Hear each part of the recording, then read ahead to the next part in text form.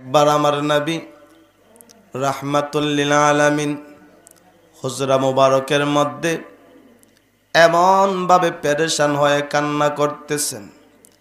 আম্মা জান আয়েশা বলেন, ইয়া রাসূলুল্লাহ, ইয়া হাবিবাল্লাহ, আপনি এত নামাজ পড়েন, এত কষ্ট করেন, হুজুর আমি দেখেছি আপনি বিছানায় শুইতে যান গো নবীজি। ওই আরামের বিছানা নয়, বিদেশি কম্বল গায়ে দিয়ে নয়, কাজুর পাতার বিছানা। হযরত আব্বাস রাদিয়াল্লাহু তাআলা আনহু বলেন, আমি নবীজির নূরের জিসিম মুবারকের দিকে তাকায়া দেখেছি, নবী যখন বিছানা থেকে উঠতেন গো, আবার নবীর দেহ মুবারকটা গর্ত হয়ে যাইত। এরা নবীর উম্মতেরা, আমার নবী রাহমাতুল লিল আলামিন দিবারাত্রি 24 ঘন্টা কান্দেন। আম্মা জান আয়েশা সিদ্দিকা রাদিয়াল্লাহু তাআলা আনহা নবীজিকে জিজ্ঞেস করেন, ইয়া রাসূলুল্লাহ, ইয়া হাবিবাল্লাহ, মানুষ অসুস্থ হয়ে পড়লে কিছু সময় বিছানায় শুইতে যায়, আবার বিছানা ত্যাগ করে চলে যায়, আবার শুইতে যায়, আবার ঘুম থেকে উঠা যায়, আবার একটু বিশ্রাম নিলে মনে শান্তি পায় না গো নবীজি, শুইতেও শান্তি পায় না, বসতেও শান্তি পায় না। হুজুর হুজুর গো, আপনি কিসের জন্য অসুস্থ মানুষের মতো কষ্ট করতেছেন? ইয়া রাসূলুল্লাহ, কিসের জন্য এত পেরেশানি করেন? আমার নবী বলেন, আয়েশা রে, আমি নবীর কোনো পেরেশানি নাই, আমার কোনো টেনশন নাই। হ্যাঁ রে আয়েশা, আমি নবীর ভিতরে ভিন্ন একটা চিন্তা রয়েছে। ইয়া রাসূলুল্লাহ, আমি তো কোরআনে সূরাতুল ফাতিহায় 26 নম্বর পারায় পড়েছি, আল্লাহ বলেছেন, লিয়াগফিরা লাকাল্লাহু মা তাকদ্দামা মিন যামবিকা ওয়া মা তাআখার। ইয়া রাসূলুল্লাহ, আল্লাহ রাব্বুল আলামিন আপনার আগে পিছে একটা গুনাহ রাখেন নাই। আপনি তো জান্নাতের মালিক, আল্লাহ জান্নাতের খালিক। নবী গো, পরকালে জান্নাতের চাবি আপনার হাতে সমজিয়ে দেওয়া হবে। ইয়া রাসূলুল্লাহ, যতক্ষণ পর্যন্ত আপনি নবী জান্নাতের চাবি হাতে লইয়া দরজা খুলবেন না, অন্য কোন নবী রাসূল সেখানে সাহস পাবে না। ইয়া রাসূলুল্লাহ, তারপরও কেন আপনি কান্দেন? আপনি তো জাহান্নামে যাওয়ার ভয় নাই। আমার নবী ডাকেন, আয়েশা রে, আমি নবী কান্দি রে আয়েশা, আমার গুনাহগার উম্মতের জন্য। হযরত জিবরিল আমিন আমার কাছে আসলে আমি জিবরিলকে জিজ্ঞেস করলাম, জিবরিল রে, আজকে মনটা বড় খারাপ, কারণটা কি?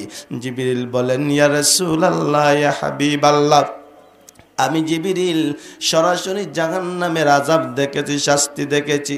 আমার নবী বলেন, জিবরিল রে, জাহান্নামের আযাবটা কি রকম দেখলে? জিবরাইল বলে, হুজুর, একজন জাহান্নামীর দেহকে উহুদ পাহাড়ের সমান বানানো হয়েছে। ইয়া রাসূলুল্লাহ, এত বড় বিশাল দেহ বানানোর কারণ হলো গো তাকে জাহান্নামে শুধু শাস্তি দেওয়ার জন্য। ইয়া রাসূলুল্লাহ, এই দৃশ্য দেখার পরে চিরদিনের জন্য আমার মুখের হাসি বন্ধ হয়ে গেল। আয়েশা রে, আমি নবী কেমনে সইতে পারি? আমি থাকবো জান্নাতুল ফিরদাউসের মধ্যে, আরশের একদম কাছে, আমার গুনাহগার উম্মতেরা জাহান্নামে থাকবে রে আয়েশা। এই কথা যখন আমি নবীর মনে পড়ে রে, আমি নবী আর বিছানায় থাকতে পারি না। আমার নবী রাহমাতুল লিল আলামিন আপনার আমার জন্য কান্না করতে করতে হজরা মুবারক থেকে বের হয়ে এইবার পাহাড়ের দিকে নবীজি গিয়েছেন। নির্জন জায়গায় যাইয়া আমার নবী রাহমাতুল লিল আলামিন একদম সিজদায় পড়ে কাঁদতেছে। আমার নবী কান্না করতেছেন, আমার নবী বাড়িঘর সব ছেড়ে চলে গিয়েছেন। এমনি সময় হযরতে জিবরাইল আমার নবী রাহমাতুল লিল আলামিনের সামনে দাঁড়াইছে। ইয়া রাসূলুল্লাহ, ইয়া হাবিবাল্লাহ, আপনি কিসের জন্য এখানে কান্না করতেছেন? ইয়া রাসূলুল্লাহ, আল্লাহ রাব্বুল আলামিন ইমিডিয়েটলি আপনার কাছে আমাকে পাঠাইছেন। হুজুর গো, আল্লাহ রাব্বুল আলামিন আমাকে বলেছেন, জিবরাইল রে, আমার বন্ধুরা, ইতিম ভাইয়ারা, খেয়ে আমার বন্ধুরে কান্দাইছে। আরে জিবরাইল কবর নিয়ে আমাকে জানা, আমার বন্ধু যদি অভিযোগ করে এই জানোয়ারের গোষ্ঠীদেরকে আমি আল্লাহ পাহাড় চাপা দিয়া দুনিয়াতে খেয়ে বিদায় করে দিব। ইয়া রাসূলুল্লাহ, কে আপনার চোখের পানি জড়াইছে একটু আমার কাছে বলেন। আল্লাহ বলেছেন, জিবরাইলের আমার বন্ধুকে একা পাইয়া আজকে তারা কষ্ট দিবে, আমি সইতে পারি না। হযরত জিবরিল আমার নবীর কাছে সেই কথা বললে, আমার নবী ডাকে, জিবরাইল, জিবরাইল রে, আমার কেউ আঘাত করে নাই, আমি নবী কান্দি আমার গুনাহগার উম্মতের জন্য রে জিবরাইল। আমি থাকবো জান্নাতুল ফেরদাউসের সবথেকে উপরে, আমার গুনাহগার উম্মতেরা কই থাকবে? জিবরিল আমিন এই কবরটা লইয়া আল্লাহ রাব্বুল আলামিনের কাছে চলে গেলেন। সিদরাতুল মুনতাহায় গিয়ে কবরটা পৌঁছাইলেন। মাবুদ গো, আপনার বন্ধু তো গুনাহগার উম্মতের জন্য কান্দে। ও নবীর উম্মতেরা, কার ভালোবাসা মনে লইয়া বইসা আছো? আজকে কেমনে সেই নবীরে বইলা গেলা, কেমনে মৃত্যুর কথা বইলা গেলা, কেমনে আমার নবীর আদর্শ বইলা ইহুদি খ্রিস্টানদের আদর্শ মাথায় নিলা। এই নবী রাহমাতুল লিল আলামিন আল্লাহর কাছে যা চাইতেন তাই পাইতেন। হযরত জিবরিল আমিন সিদরাতুল মুনতাহায় যাইয়া আল্লাহ রাব্বুল আলামিনের কাছে কবর পৌঁছাইলেন। মাবুদ গো, আপনার বন্ধু গুনাহগার উম্মতের জন্য কান্দে, নেককার উম্মতের কথা আসে নাই, গুনাহগারদের জন্য কান্দে। কারা গো গুনাহ করার পরেও বাসায় বইসা আছো, আজকের মাহফিলে আসো, আমার নবী তোমার জন্য কান্দে। আমার আল্লাহ বলেন, জিবরাইল রে, আমার বন্ধু গুনাহগার উম্মতের জন্য কান্দে। হ জিবরাইল, তুমি তো জানো আগের নবী রাসূলের উম্মত মাত্র 10, 20, 30, 40, 100 জন জান্নাতে যাবে, এর থেকে বেশি উম্মত জান্নাতে যাইতে পারবে না। হ জিবরাইল, মাত্র সর্বোচ্চ 100 জন উম্মত জান্নাতে যাবে। কোন নবী আছেন মাত্র একজন উম্মত নিয়ে জান্নাতে যাইবেন? জিবরাইল রে, আমার বন্ধু বুঝি উম্মতের মায়ায় কান্দে। বুখারীর হাদিস বলতেছি, আমার আল্লাহ বলেন, হ জিবরাইল, আমার বন্ধুর কাছে কবরটা পৌঁছায়া দেয় রে। হাশরের মাঠ যেদিন কায়েম হবে, আমার বন্ধুর ওসিলায় আমি আল্লাহ 70,000 গুনাহগার উম্মতকে বিনা হিসাবে জান্নাতে দেওয়ার বাজেট ঘোষণা দিলাম। জুরে কন্যা সুবহানাল্লাহ। নবী কান্দে তোমার জন্য, আর তুমি কান্দো মাসি, মুসি আর মেসির জন্য। জুরে কোনটি কিনা? আরো জুরে কোনটি কিনা? এবার রাসূলুল্লাহকে প্রশ্ন করা হয়েছিল, ইয়া রাসূলুল্লাহ সাল্লাল্লাহু আলাইহি সাল্লাম, কাইফা তাকুলু ফি রাজুলিন আহাব্বা কওমান ওয়া লাম ইয়ালহাক বিহিম। আল্লাহ নবী গো, আপনার কাছে জানতে চাই, একজন ব্যক্তি সওয়াবের কাজ করলো বাংলাদেশে কিংবা আমেরিকায়, আমি তার সাথে কোনো কাজ করি নাই, না করেও ওই ব্যক্তির আমল অনুযায়ী আমল পরিমাণ সওয়াব তাকে যা দেওয়া হবে, আমি কি তাই পাওয়ার সুযোগ আছে আমল নিজে না করে? রাসূলুল্লাহ বলেন আছে। জোরে কোন সুবহানাল্লাহ। ইয়া রাসূলুল্লাহ কেমনে? তাড়াতাড়ি কোন। রাসূলুল্লাহ বলেন, আল মারউ মা'a মান আহাব্বা। বুখারীতে আসছে, যতটুকু আমার মুতাআলা, আল মারউ মা'a মান আহাব্বা। ও সাহাবী, 1000 কিলোমিটার দূরে কোনো ব্যক্তি সওয়াবের কাজ করছে, তুমি সেই কাজ করতে হবে না, না করেও সওয়াবের ভাগীদার হয়ে যাইবা। তুমি মনে প্রাণে তাকে একটু ভালোবাসিও, মহব্বত করিও, সাপোর্ট করিও। জোরে কোন সুবহানাল্লাহ। সমাজে একটা কথা অনেকেই বলে, যার সাথে যার ভালোবাসা তার সাথে তার হাসের একটা কথা আছে না প্রচলিত, ভালোবাসলে হবে। তার বাস্তবতা হচ্ছে আল্লাহ রাব্বুল আলামিন নিজেও তো বলেছেন, যদি আমাকে পাইতে চাও আমার রাসূলকে ভালোবাসো, যদি আমাকে পাইতে চাও আমার রাসূলের আনুগত্য করো। এইবার আমি প্রশ্ন করি যুবকদেরকে, ভালোবাসা যদি মেসির সাথে হয়, ভালোবাসা যদি নেইমারের সাথে হয়, ভালোবাসা যদি ছক্কা ফোর যারা মারে তাদের সাথে হয়, ভালোবাসা যদি নাস্তিক বোর্তা গায়ক নায়কদের সাথে হয়, তাহলে জেনে রাখবা সওয়াব যেভাবে তুমি অংশীদারি হইবা, গুনাহের কাজও ঠিক এভাবেই ভালোবাসার কারণে অংশীদারি হইবা। জোরে করে ঠিক না? সওয়াবের ক্ষেত্রে বুঝলাম হাসর হবে ওর সাথে, আর গুনাহগারদের সাপোর্ট করলে, মহব্বত করলে আমরা তাই করতেছি। ভালোবাসা যদি আল্লামা ফুলতলি সাহেব কিবলার সাথে হয়, ভালোবাসা যদি হোসামউদ্দিন চৌধুরী সাহেবের সাথে হয়, ভালোবাসা যদি তার আওলাদের সাথে হয়, ভালোবাসা যদি শাহজালালের সাথে হয়, তাহলে তাদের সাথে থাকার সুযোগ আছে না নাই? আরো জোরে কোন আছে না নাই? এখন ভালোবাসা কারে দিবেন এটা সম্পূর্ণ দায়িত্ব আপনাকে দিলাম, সেজন্য আপনার ভালোবাসা অনুযায়ী আপনার হিসাব নিকাশ করা হবে। এবার জিবরিল আসলেন, ইয়া রাসূলুল্লাহ, উম্মতের ভালোবাসায় কাঁদছেন, একটা বাজেট ফাঁস হইছে নবী গো। আল্লাহ রাব্বুল আলামিন বলেছেন ফার্স্ট চান্সে লা হিসাব আলাইহিম ওয়ালা আযাবা, কোনো হিসাব নাই, আযাব নাই। বড় বড় আউলিয়া কেরামদের সাথে গুনাহগারকে আল্লাহ আপনাকে খুশি করার জন্য বেহেশতে দিয়ে দিবেন। বাজেট হলো 70,000। জোরে কোন সুবহানাল্লাহ। হযরত জিবরাইল আমার নবী রাহমাতুল লিল আলামিনের কাছে বলেন, ইয়া রাসূলুল্লাহ, ইয়া হাবিবাল্লাহ, বাজেটটা তো অনেক বড়, আপনি কি খুশি হইছেন? নবী গো, আগের জামানার নবীর উম্মতেরা মাত্র 50, 60, 100 জন জান্নাতে যাবে, আর আপনার গুনাহগার উম্মত 70,000 বিনা হিসাবে জান্নাতে যাবে। গুনাহ থাকার পরেও ইয়া রাসূলুল্লাহ, ইয়া হাবিবাল্লাহ, আপনি কি খুশি হইছেন? আপনি কি আনন্দ পাইছেন?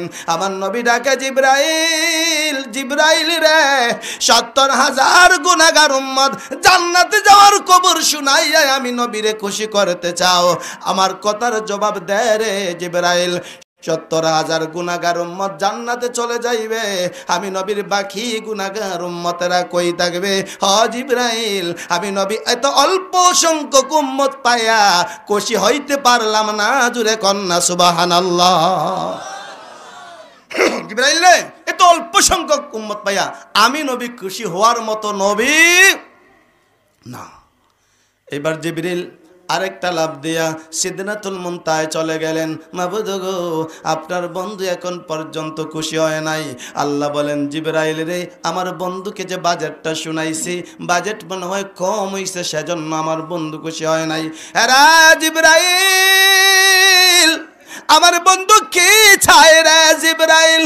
হযরত জিবরিল বলেন, মাবুদ গো, আপনার বন্ধু আমার কাছে একটা ছোট্ট কথা বলেছেন। আল্লাহ রাব্বুল আলামিন বলেন, জিবরাইল রে, আমার বন্ধু কি ছোট্ট কথা তোমাকে বলেছে?